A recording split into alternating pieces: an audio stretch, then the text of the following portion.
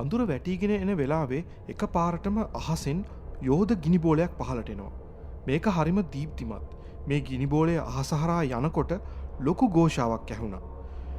ගමට නුදුරුව තියෙන ඝන වනාන්තරයකට මේක කඩාගෙන වැටෙනවා. ගමේ මිනිස්සු ගොඩක් දෙනෙක් දැක්කා. මොකක්ද මේ කඩා වැටුනේ? මේ ගුවන සංගවාගෙන ඉන්න රහසක් මිනිස්සුන්ට ලං වෙච්ච මොහොතක්. ඔයාලා එකතු වෙලා ඉන්නේ බ්ලැක් බොක්ස් රෙකෝඩ්ස් එක්ක. සාමාන්‍යයෙන් මේ වගේ ගිනි බෝලයක් කියන්නේ උල්කාපාතයක් වෙන්න පුළුවන්. හැබැයි මේ කතාව ඊට වඩා ගොඩක් වෙනස්. මොකද මේ සිද්ධියෙන් පස්සේ තමයි මේක පිටසක්වල ජීවින්ගේ යානයක්ද නැත්නම් වෙනත් රහස් දෙයක්ද කියන ප්‍රශ්නය හැමෝගෙම ඔලුවට ආවේ. මේ ඇමරිකානු ගුවන් යාන අවතාර UFO එහෙමත් නැත්නම් හඳුනා නොගත් පියාසර වස්තුන් සම්බන්ධ ඉතිහාසයේ කිසිදා නොවිසඳුණු තවත් අභිරහසක්. කෙග්ස්බර්ග් සිදුවීම. මේ සිද්ධිය සිද්ධ වුණේ 1965 අවුරුද්දේ දෙසැම්බර් 9 වෙනිදා. ලෝකෙ පුරාම මිනිස්සු නත්තලට ලෑස්ති වෙන සීතල දවසක්. ඇමරිකාවේ පෙන්සිල්වේනියා ප්‍රාන්තයේ කෙග්ස්බර්ග් කියන පොඩි ගමක. මේ ගිනි බෝලය කොතරම් දීප්තිමත් වුණාද කියලා කියනවනම් ඒක කෙග්ස්බර්ග් වල ඉඳලා කිලෝමීටර් ගණනාවක් ඈතිනේ. කියන්නේ ඔහියෝ සහ මිචිගන් වගේ ප්‍රාන්තවල මිනිසුන්ට පවා පෙනිලා තියෙනවා. ඒ හැමෝම කිව්වේ මේක හරිත පැහැයට හුරු වල්ගා තරුවකට වඩා ගොඩක් ලොකු දෙයක් කියලා. මේ සිද්ධිය ගැන මුලින්ම රජයට දැනුම් දුන්නේ ප්‍රාදේශීය ගුවන්විදුලි මධ්‍යස්ථානයේ හිටපු ජෝයි ස්ටෙක් කියලා කෙනෙක්. එයා කිව්වා මම දැක්ක මේ ගිනි බෝලේ අහසින් ඇවිත් කැලෑවට වැටෙනවා කියලා. ගමේ හිටපු මිනිස්සු කණ්ඩායමක් එකතු වෙලා ගිහිලා බැලුවා මේක වැටුනේ හරියටම කොහාටද කියලා. ඕන් බලනකොට දැක්කා ගම අසල තිබුණු ඝන වනාන්තරයේ ගස් කැඩිලා විශාල ගැඹුරු සලකුණක් එක්ක අමුතු වස්තුවක් වැටිලා තියෙනවා. හැබැයි මේක හරියටම උල්කාපාතයක් වගේ පෙනුනේ නැහැ. එතන තමයි කතාවේ හැරවුම් ලක්ෂය තියෙන්නේ. ගමේ මිනිස්සු මේ වස්තුව ළඟට ගිහින් බලද්දී ඔවුන්ට දැක ගන්න ලැබුණේ හරිම පුදුම දෙයක්. අර අයිස් ඒජ් චිත්‍රපටියේ ලේන වගේ සතා අරගෙන යන ඒකෝන් ගෙඩිය මතකද? මේ වස්තුවත් හරියටම විශාල ඒකෝන් ගෙඩියක හැඩයක් තිබුණු ලෝහමය වස්තුවක් කියලායි ඔවුන් කියන්නේ. ඒක මීටර් 3ක් විතර උසයි. වස්තුව පතුලින් පළල් වෙලා උඩට යනකොට ක්‍රමයෙන් කුඩා වෙන හැඩයක් තමයි තිබිලා තියෙන්නේ.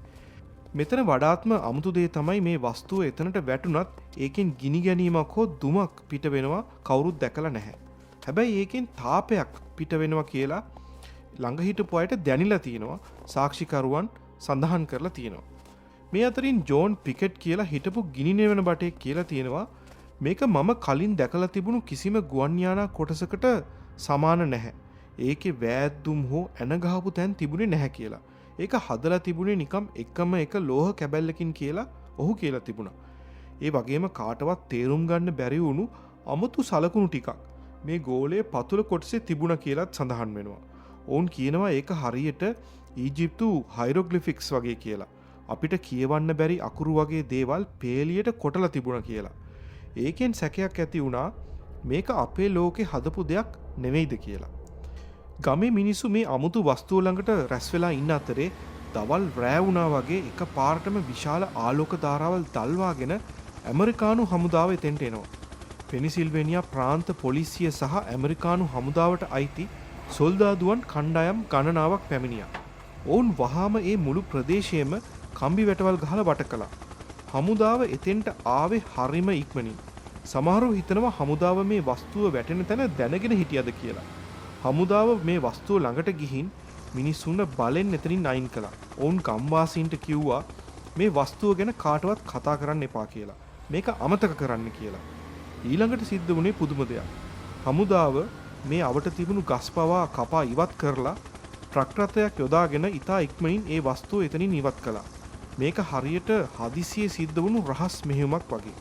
පසුව ගමෙන් පිටවුණු මිනිස්සු කිහිප දෙනෙක් දැක්කා ඒ ට්‍රක් රථයේ විශාල ආවරණයකින් වහලා තිබුණු වස්තුවක් අරගෙන අසල තිබුණු ගුවන් හමුදා කඳවුරක් වෙත යනවා. මේ සිද්ධිය ගැන මාධ්‍ය වලින් ප්‍රශ්න කරන්න ගත්තම ඇමරිකානු රජය දුන්නේ හරිම සරල හැබැයි කිසිසේත්ම විශ්වාස කරන්න බැරි උත්තරයක්. නිල වශයෙන් ඔවුන් කිව්වේ මෙහෙමයි. මුලින්ම හමුදාව කිව්වා එතෙන්ට කඩා වැටුණු කිසිම දෙයක් නැහැ කියලා. ඒක දැවැන්ත උල්කාවක් විතරයි කියලා. හැබැයි මිනිස්සු කියනවා ඔවුන් දැක්කා කියලා මේ යම් ලෝහමය වස්තුවක් එතෙන්ට කඩා වැටිලා තිනවා. ඒ වගේම හමුදාව ඒක අරන් ගියා කියලාත්. ඊට පස්සේ හමුදාව කියන්න පටන් ගත්තා හරි එතෙන්ට යමක් වැටිලා තිබුණා තමයි. හැබැයි ඒක රුසියාවට අයිති කොස්මෝස් 96 කියන චන්ද්‍රිකාවේ කොටසක් වෙන්න පුළුවන් කියලා. හැබැයි මේකත් වැඩිය විශ්වාස කරන්න බැරි වුණා.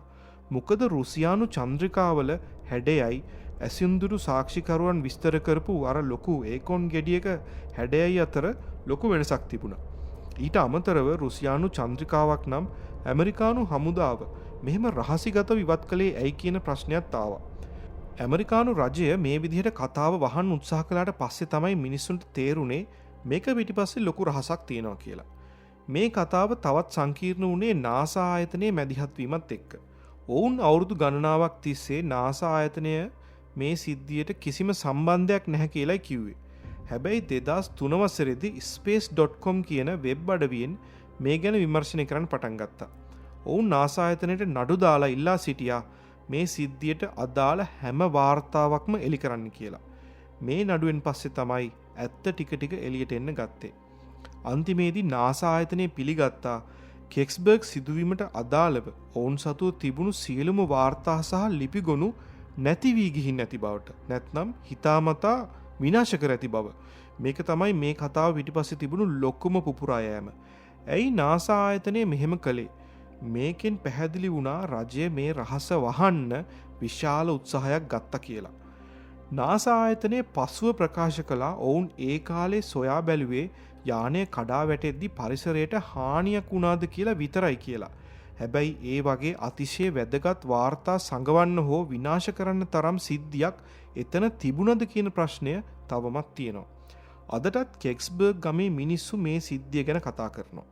ගමේ මිනිස්සු අතර තියෙන එකම මතය තමයි රජය ඔවුන්ට බොරු කළා කියන එක. ඔවුන් දැක්කේ පිටසක්වල යානයක් බව ඔවුන් තදින් විශ්වාස කරනවා. මේ අතරේ තවත් කතාවක් එළියට ආවා. හමුදාවේ හිටපු සමහර නිලධාරීන් පවා පසු කාලීනව රහසිගතව මේ සිද්ධිය ගැන කතා කළා.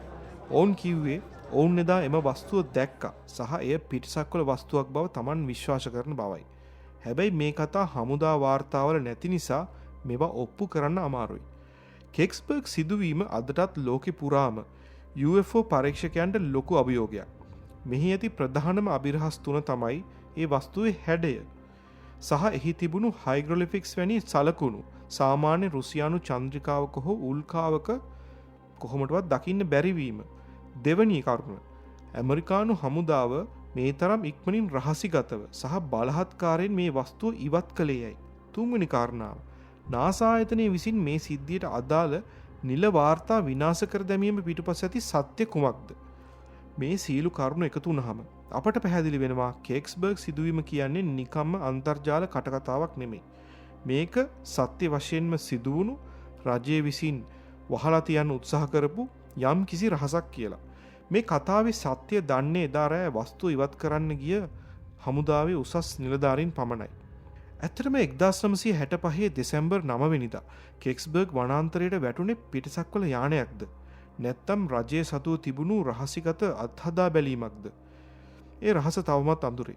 හැබැයි මේ වගේ අමුතු සිදුවීම් තමයි අපිට මතක් කරලා දෙන්නේ අපි මේ විශ්වයේ ඉන්නේ තනියම නෙවෙයි වෙන්න ඇති කියලා. මේ රහස ගැන ඔයාලා මොනවද හිතන්නේ? මේක පිටසක්වල යානයක්ද? නැත්නම් වෙනත් දෙයක්ද?